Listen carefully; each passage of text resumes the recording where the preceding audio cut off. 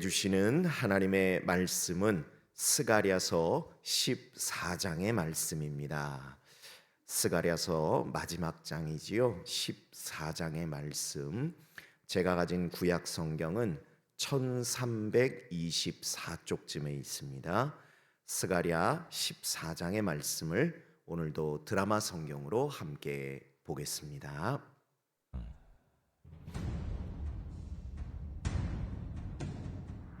여호와의 날이 이르리라.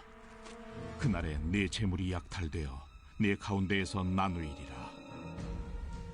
내가 이방 나라들을 모아 예루살렘과 싸우게 하리니 성읍이 함락되며 가옥이 약탈되며 부녀가 욕을 당하며 성읍 백성이 절반이나 사로잡혀 가려니와 남은 백성은 성읍에서 끊어지지 아니하리라.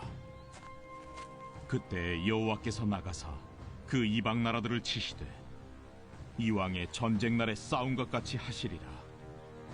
그날에 그의 발이 예루살렘 앞 곧 동쪽 감람산에 서실 것이요 감람산은 그 한가운데가 동서로 갈라져 매우 큰 골짜기가 되어서 산 절반은 북으로 절반은 남으로 옮기고 그 산 골짜기는 아셀까지 이를지라.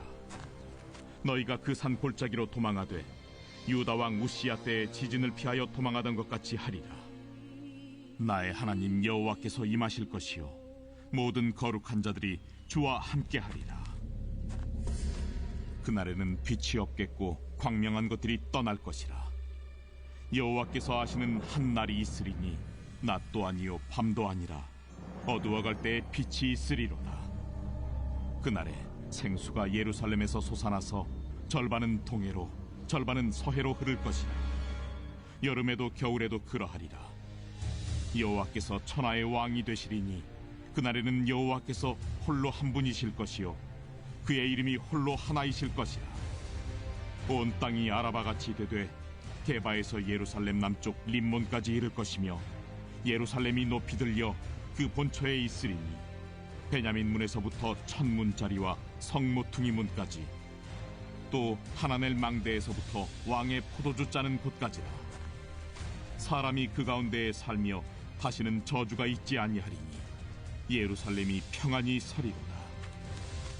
예루살렘을 친 모든 백성에게 여호와께서 내리실 재앙은 이러하니 곧 섰을 때 그들의 살이 썩으며 그들의 눈동자가 눈구멍 속에서 썩으며 그들의 혀가 입속에서 썩을 것이요 그날에 여호와께서 그들을 크게 요란하게 하시리니 피차 손으로 붙잡으며 피차 손을 들어 칠 것이며 유다도 예루살렘에서 싸우리니 이때 사방에 있는 이방 나라들의 보화 곧 금, 은과 의복이 심히 많이 모여질 것이요 또 말과 노새와 낙타와 나귀와 그 진에 있는 모든 가축에게 미칠 재앙도 그 재앙과 같으리라. 예루살렘을 치러 왔던 이방 나라들 중에 남은 자가 해마다 올라와서 그 왕 만군의 여호와께 경배하며 초막절을 지킬 것이다. 땅에 있는 족속들 중에 그 왕 만군의 여호와께 경배하러 예루살렘에 올라오지 아니하는 자들에게는 비를 내리지 아니하실 것인즉 만일 애굽 족속에 올라오지 아니할 때에는 비 내림이 있지 아니하리니 여호와께서 초막절을 지키러 올라오지 아니하는 이방 나라들의 사람을 치시는 재앙을 그에게 내리실 것이라. 애굽 사람이나 이방 나라 사람이나 초막절을 지키러 올라오지 아니하는 자가 받을 벌이 그러하니라. 그날에는 말 방울에까지 여호와께 성결이라 기록될 것이라. 여호와의 전에 있는 모든 솥이 제단 앞 주발과 다름이 없을 것이니 예루살렘과 유다의 모든 솥이 만군의 여호와의 성물이 될 것인즉 제사 드리는 자가 와서 이 솥을 가져다가 그것으로 고기를 삶으리라. 그날에는 만군의 여호와의 전에 가나안 사람이 다시 있지 아니하리라. 아멘. 오늘도 귀한 말씀을 통해 이 새벽에 우리들이 함께 붙들고 기도할 기도 제목을 함께 발견하기를 소망합니다. 오늘 설교의 제목을 이렇게 정해보았습니다. 하다못해 보험도 드는데, 이렇게 정해보았는데 약간 성경적이지 않아서 죄송한데 이유가 있습니다. 실제 부산에서 목회하시던 목사님의 간증이신데요. 뭐 간증이 될 수도 있고 뭐 예화가 될 수도 있지만 저도 이제 직접 들었습니다. 어떤 내용이냐면 이분이 젊은 시절에 교회 부흥을 위해서 전도 폭발 행사를 하셨대요. 근데 그 행사를 통해서 한 부부가 교회에 새로 등록을 하신 겁니다. 그래서 신방을 가셨는데 정말 믿음이라고는 하나도 없으신 생짜이셨던 분이 이제 전도 받아서 교회에 등록을 하신 거예요. 그래서 이런저런 대화를 나누다가 아니 어떻게 교회에 이렇게 등록을 하시게 됐느냐 그랬더니 그분들이요 막 웃으시더니 목사님 솔직히 말씀드려도 돼요? 그래서 아유 솔직히 말씀하세요. 그랬더니 이렇게 말씀하시더래요. 사람이 앞날을 몰라서 하다못해 보험도 들어놓는데 사람의 영혼의 문제를 놓고 어떻게 가만히 있을 수 있어요? 그래서 등록했습니다. 이렇게 말씀하시는데 참 세상적인 생각인 것 같지만 그분의 그 말씀이 지금도 이분이 목회를 하시는 데 있어서 잊히지 않는다고 이렇게 말씀하시는 것을 제가 들은 기억이 있습니다.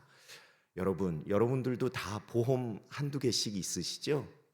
뭐 자동차 운전하시는 분들은 매년 자동차 보험도 드셔야 되잖아요.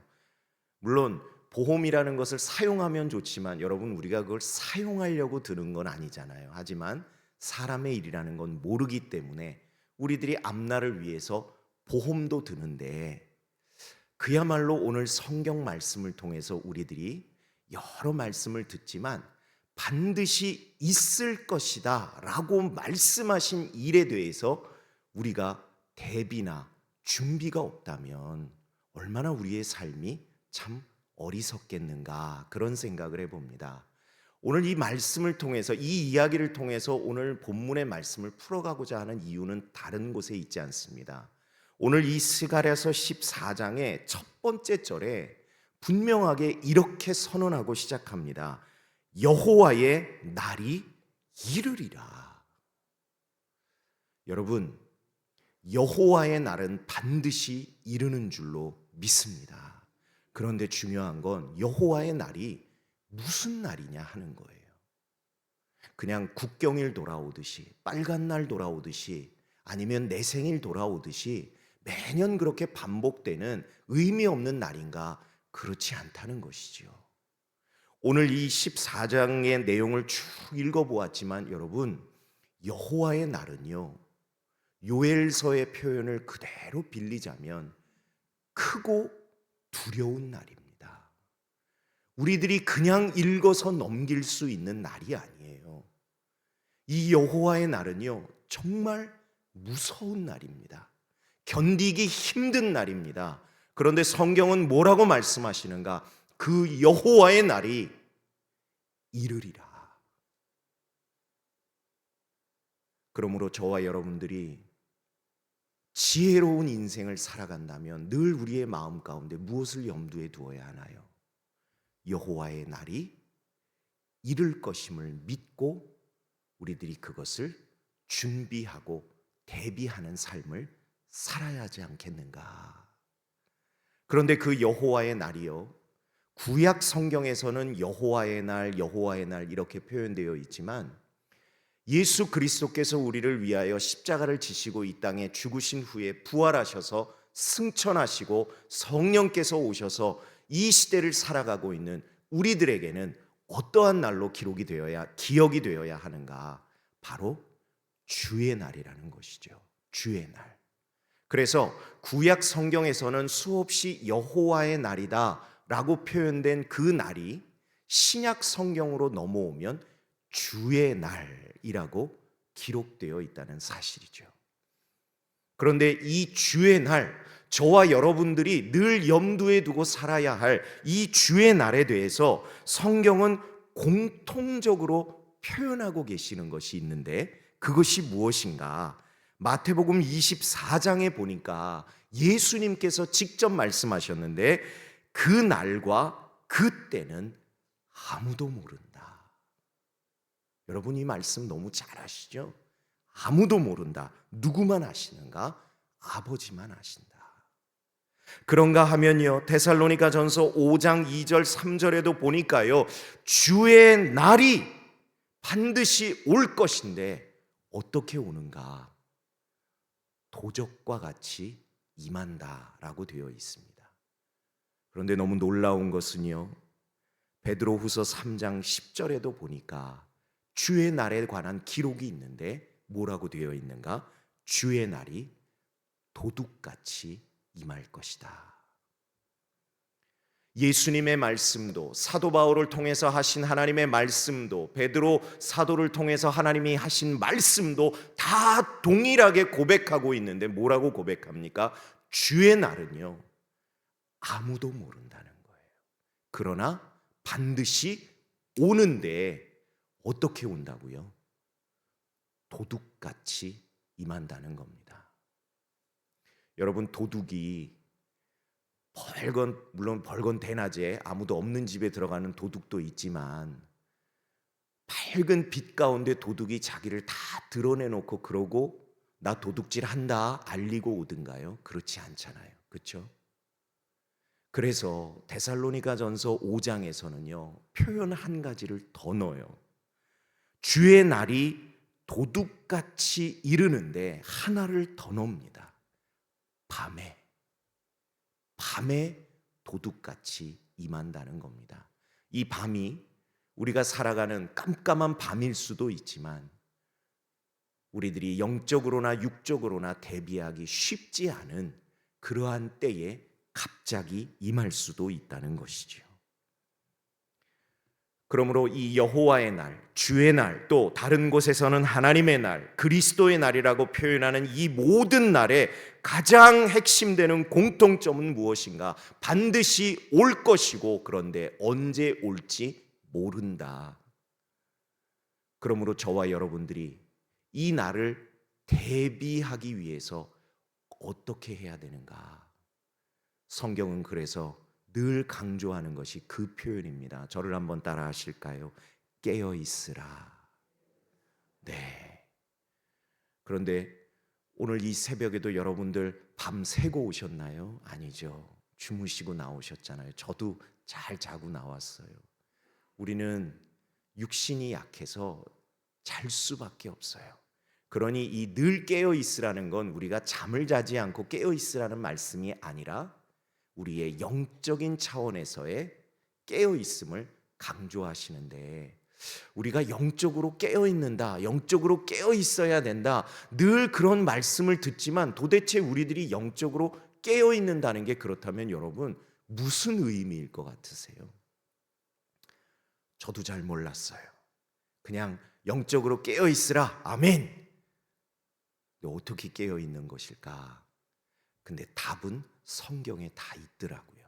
아까 제가 인용했었던 데살로니가전서 5장 2절에서 3절 말씀에 주의 날이 밤중에 도적같이 임할 것인데, 그럼 어떻게 우리들이 살아가야 할 것인가에 대한 답을 주시는데 너무 깜짝 놀랐습니다.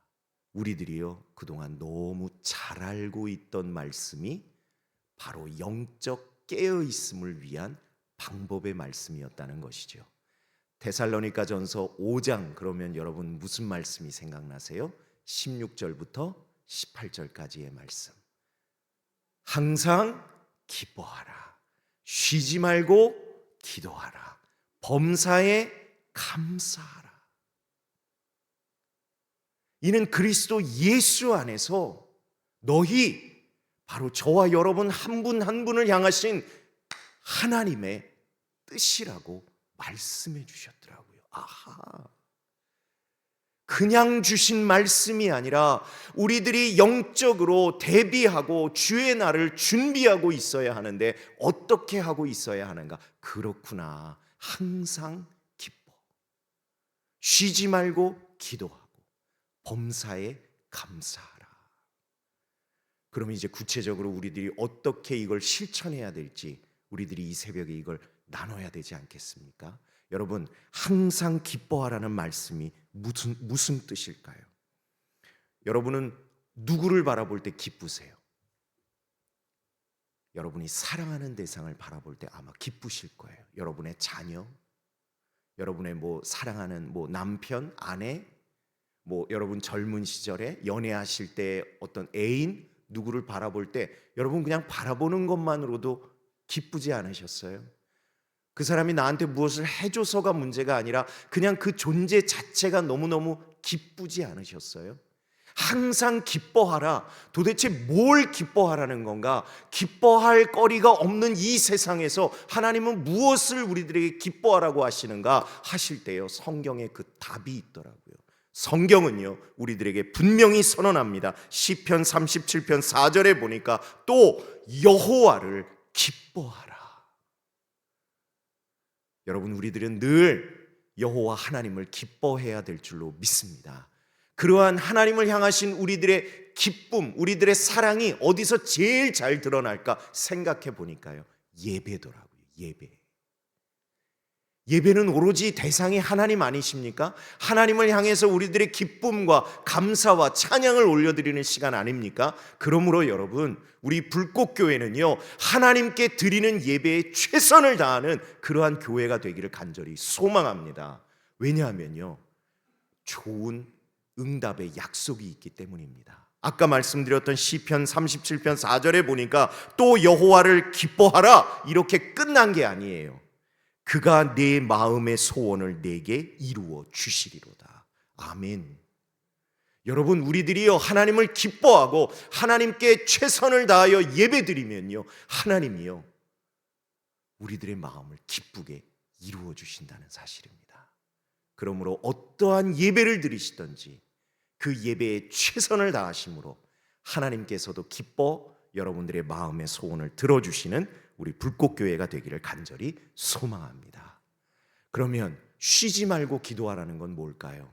여러분, 쉬지 말고 기도하라고 했으니까 오늘 집에 가지 마시고 돌아가실 때까지 여기서 기도하세요, 이런 의미가 아니라는 것 여러분들 아실 겁니다. 여러분, 다른 거 아닙니다. 기도하기를 그치지 말라는 말씀입니다. 그런데요, 참 너무너무 정확한 바로미터죠. 저를 봐도 그렇더라고요.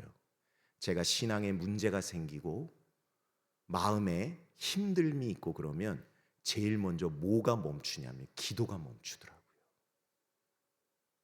내 삶의 기도가 그치지 않았나? 그쳤나? 그러면요, 신앙에 문제가 있더라고요. 기도하기를 그친다. 그것은 영적으로 깨어있지 못한 것을 이야기하는 겁니다. 살만해지니까, 당장의 문제가 해결되니까, 또 어떤 때는 반대로 내가 원하는 대로 응답되지 않으니까, 또 바쁘다는 핑계로 그렇게 기도했음에도 불구하고 응답되는 것이 없는 것 같아서 우리들이요, 기도를 그치는 경우들이 많은데, 아니요, 하나님은 저와 여러분에게 분명히 말씀하십니다. 주의 날이 반드시 올 것인데 그때까지 그치지 말아야 할 것이 기도다. 그러므로 저와 여러분들의 입술 가운데, 심령 가운데 늘 기도가 고백되어질 수 있기를 간절히 소망합니다. 근데 그게 우리 힘으로 되나요? 그래서 오늘 이 새벽에 우리들이 기도할 때 잊지 말고 기도해야 될 것, 성령님 도와주세요. 힘주세요. 기도가 그치지 않도록 믿음과 힘을 더하여 주세요. 오늘 이 새벽에 꼭 기도하실 수 있기를 바랍니다. 마지막으로 범사에 감사하라고 하셨는데, 이 범사라는 게 여러분 무슨 뜻이죠? 모든 일에 대하여 감사하라고 하는데, 저도 인생을 뭐 많이 살아본 건 아니지만 저보다 인생을 더 사신 여기 많은 분들이 계시지만, 여러분, 삶에서 그렇게 감사할 일만 있지는 않은 것이 우리들의 인생 아닐까요? 오히려 감사보다는 불평과 마음의 아픔과 상처와 때로는 하나님께 대한 실망도 우리들이 이야기할 일들이 있잖아요. 그런데 성경은 우리들에게 이러한 지혜를 주시더라고요. 성경은 해석하기에 달렸다, 이런 지혜를 주세요. 여러분 한번 들어보실래요? 제가 예전에 목회하던 교회의 어느 목사님 설교에서 듣고 평생 잊지 않는 예화 중에 하나입니다. 이 군 부대는요, 급식을 받아서 병사들에게 식사를 제공합니다. 근데 아마 그날 메뉴가 다 돈가스였던 것 같아요. 그래서 이제 돈가스가 이렇게 배분이 됐는데 어느 부대에서 돈가스를 이 박스를 딱 열었는데 한 박스에서 돈가스 나오고 다음 박스를 열어서 다른 소스가 나올 줄 알고 열었는데 또 돈가스가 나온 겁니다. 그러니까 돈가스를요, 소스 없이 먹어야 되는 거예요. 그러니까 병사들이 막 불평하기 시작합니다. 아니, 이 돈가스를 어떻게 소스 없이 먹냐? 해결을 어떻게 해야 되는 거 아니냐? 이런 상황에 나이 많은 병장이 이렇게 외쳤다는 겁니다. 잠깐! 다른 부대는 소스만 2박스다. 그랬다는 거예요. 여러분, 상황은 변하지 않았는데 그 상황을 어떻게 해석하느냐에 따라서요, 삶을 받아들이는 태도가 달라지더라는 것이죠. 그럼 그 부대 돈가스 맛있게 먹었을까요? 먹었을까요? 먹었죠. 무엇을 생각하며? 소스만 먹을 부대를 생각하며. 여러분, 우리들의 인생에 때로 문제가 다가오지만 그것을 우리들이 놓고 불평과 불만과 의심과 원망으로 끝낼 수도 있지만요, 아니요, 믿음의 눈으로 바라보면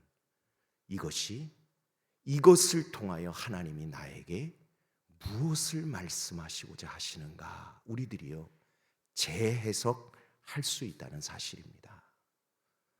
사실 어제 저도 그런 비슷한 일이 있었어요. 새벽에 나와서 새벽기도 나오려고 나와서 제 차에 시동을 걸려고 주차장에 내려왔는데 어느 하얀 차가 제 앞을 딱 가로막고 있는 거예요. 그런 일이 없었어요. 처음 있는 일이었어요. 그 차를 밀어보려고 했는데 사이드까지 잠겨가지고요, 밀리지가 않아요. 화가 확 올라오는 거죠. 근데 그때 마침 아내, 저희 집사람 차 열쇠가 제 차 안에 있어서 그럼 아내 차를 가지고 가야 되겠다. 그리고 그 차를 시동을 걸어서 저런 나쁜 이러면서 차를 몰고 갔어요. 그런데 어제 새벽에 제 아내 차에 경고등이 갑자기 팍 하고 들어오는 거예요. 그러니까 어딘가 고장이 났다는 것이죠. 그런 생각이 들더라고요. 차에 대해서 전혀 모르는 우리 아내가 일하러 가다가 이 상황을 맞닥뜨렸으면 얼마나 당황했을까. 근데 하나님이 저를 알게 하시니까 저는 조금 관심이 있어서 돌려봤거든요. 그랬더니 날씨가 갑자기 추워지면서 타이어 공기압이 떨어져서 그 경고등이 들어오는 거더라고요. 그 생각이 들더라고요. 아하, 하나님 감사합니다. 그래서 어제 아내가 제 차를 가지고 출근하고 저는 그 차, 어제 또 마침 쉬는 날이었거든요, 월요일. 그래서 공업사 가서 공기압 다 맞추고 간 김에 다른 것까지 점검하고 그리고 왔어요. 아, 그렇구나. 하나님이 이렇게도 역사하시는구나. 사랑하는 성도 여러분, 우리들이요 믿음의 눈으로 모든 일을 바라보면 감사할 수 없는 일도 감사할 수 있는 일로 변하게 되는 줄로 믿습니다. 그렇기 때문에 오늘 이 새벽에 저와 여러분이 찬송 부를 때 두 찬송가의 가사에 공통점이 있던 거 아세요? 날마다 항상 기뻐하라, 쉬지 말고 기도하라, 범사에 감사하라. 오늘 이 새벽에 그렇게 살아갈 수 있도록 성령님 힘 주시고 지혜 주셔서 여호와의 날, 주의 날, 그리스도의 날, 하나님의 날, 어떠한 날이 다가오든지 그것을 기쁨으로 맞이할 수 있는 저와 여러분들이 다 되시기를 주님의 이름으로 간절히 축원을 드립니다. 기도하겠습니다. 하나님 감사합니다. 오늘도 귀한 말씀을 통해 저희들이 어떻게 살아가야 할지를 깨닫게 하시고 또한 준비하게 하시고 대비하게 하셨으니 감사합니다. 저희를 향하신 하나님의 뜻은 선하신 뜻임을 믿습니다. 지금 우리들의 인간적인 눈으로, 인간적인 생각으로 바라볼 때는 막막하고 힘들고 어렵고 두려울 수도 있지만, 우리들이 믿음의 눈을 들어 바라볼 때 그것을 통하여 하나님이 이루시고자 하시는 선하신 뜻과 계획이 있음을 깨닫게 될 줄로 믿사오니, 이 시간 성령님, 머리 숙여 기도하는 한 영혼 한 영혼에게 함께하여 주시고 역사하여 주셔서 믿음의 눈으로 하나님의 선하심을 바라보며 의지하며 살아가는 저희들 되도록 도와주시옵소서. 오늘도 주님 앞에 귀한 예물을 드린 손길이 있습니다. 사람의 힘으로 감당할 수 없는 너무나 힘든 기도 제목을 하나님께 믿고 감사드린 기도 제목도 있습니다. 생명 주심 감사드리는 예물도 있습니다. 하나님 기쁘게 받으시고 하나님을 기뻐하는 인생이오니 그 마음의 소원을 기쁘게 응답하여 주옵소서. 믿사옵고 예수님 이름으로 기도드립니다. 아멘.